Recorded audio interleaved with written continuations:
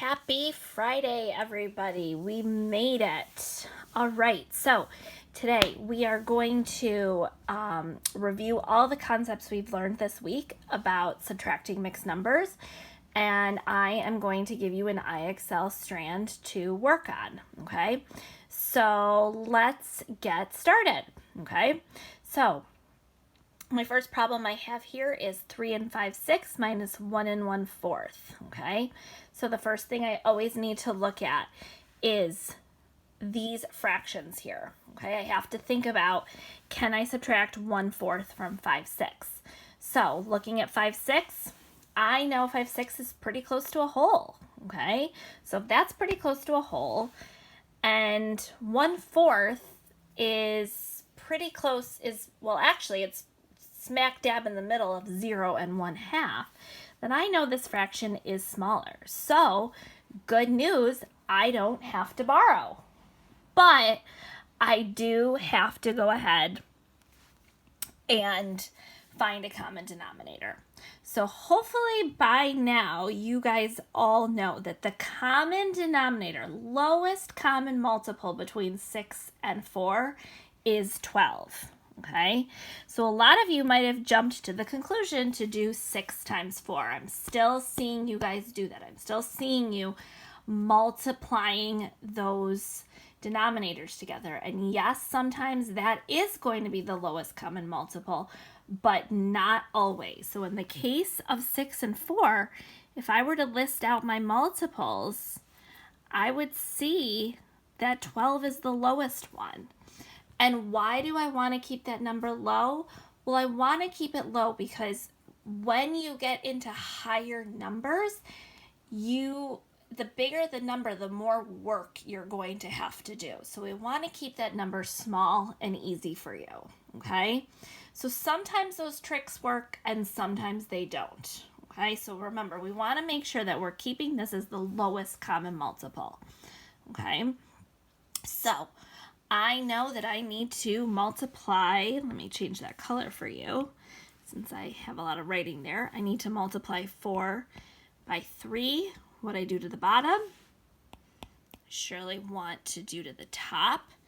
I bet you guys all have that stuck in your head by now, that whatever you do to the bottom, you want to do to the top, okay?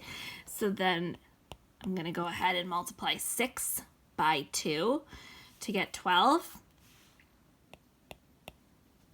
Do the same to the top. All right, 10 minus 3 is 7, so I have 7/12. And subtracting my whole numbers here, 2 and 7/12. Okay, so I have another problem here that I want you to go ahead and I want you to solve on your own right now. And then you're going to pause the video and you're going to check over your work, okay, with me. So at this point, I want you to go ahead and I want you to pause the video right now. Go.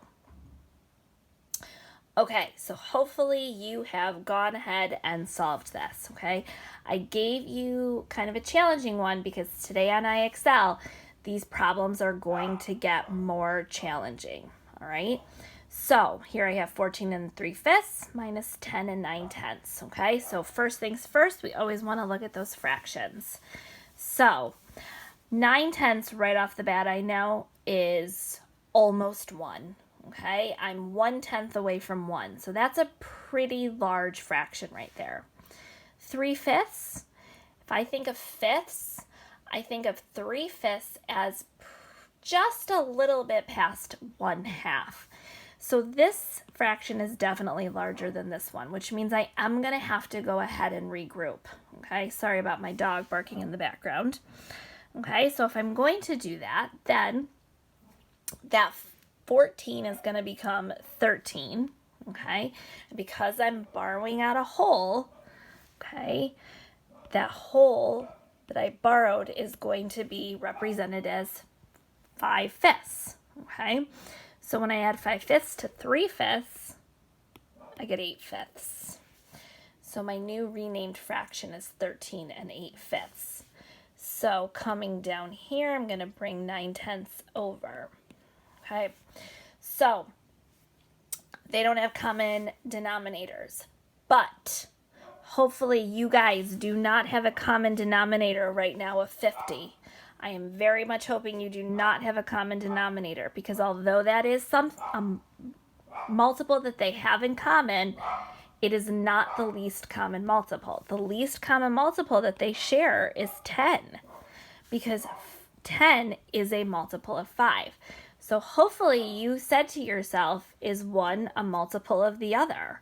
And one is a multiple of the other. So here, we don't even have to change 9/10. So, but I am up here going to multiply 5 times 2, because I know if I multiply with a factor of 2, I'm going to get 10. And again, whatever I do to the bottom, I do to the top. So I now have 16/10 minus 9/10, and that's going to give me, again, 7/10 from last problem. Okay, don't forget about those whole numbers though. So 13 minus 10 is 3.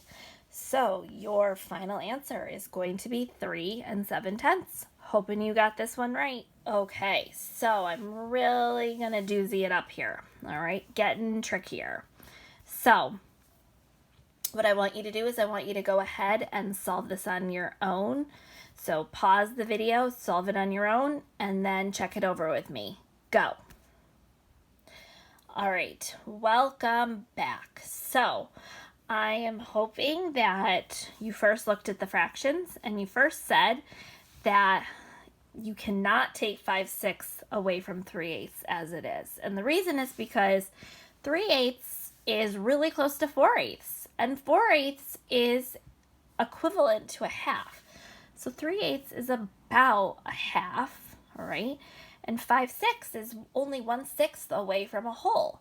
So if this is about a half and this is about a whole, we know we can't take a whole away from a half. So we know we're going to have to go ahead and we're going to have to borrow. So if that's the case, then I am going to take a whole and I'm going to borrow it out of this 12. So my 12 becomes 11. Because I'm dealing with eighths, I know that I'm going to rename that whole as 8/8 and add it to 3/8. So that becomes 11 and 11/8. Okay, bring my 4 and 5/6 over. Okay, so I know that 8 is not a multiple of 6, and I know 6 is not a multiple of 8. So I'm going to go ahead and I am going to list out the multiples of 8 first. So 8, 16, 24. All right. You know, as I'm doing this, I'm noticing that 24 is also a multiple of 6. So I don't need to go any further since I know that. 6, 12, 18, 24. So a lot of you may have said, well, I'm going to just multiply 8 and 6 together. But that, again, would not have given you the least common multiple, okay? The least common multiple of 8 and 6 is 24. So if you went ahead and listed out those multiples, you would see that here, okay? So my least common multiple of both of those is 24, okay? So I know that 6 times 4 gives me 24. What I do to the bottom, I have to do to the top. Okay. Up here, I know 8 times 3 gives me 24. What I do to the bottom, I have to do to the top. So 11 times 3 is 33. 33 minus 20 is 13/24. Okay, and I'm then going to take away 11 from 4, and I'm going to go ahead and get 7.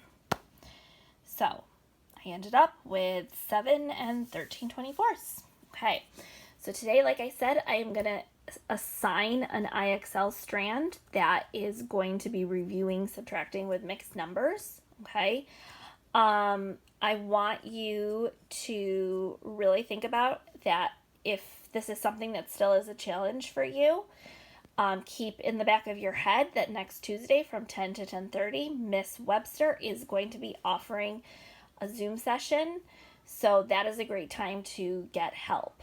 Also, please reach out to either Miss Webster or myself, because we are also more than willing to offer some other support that we can for you. Okay. Next week, we are going to be starting a whole, we're still going to be working on fractions, but we are going to start to get into multiplying fractions and understanding fractions of a whole number and then fractions of a fraction. Okay. So we're still doing new learning. It's still going to get tricky. So be an independent learner and think about what you need to advocate for your learning. Okay? I hope you guys have a great weekend. Hopefully the sun will come out. Next week you will see my face. So get ready. All right. See you guys.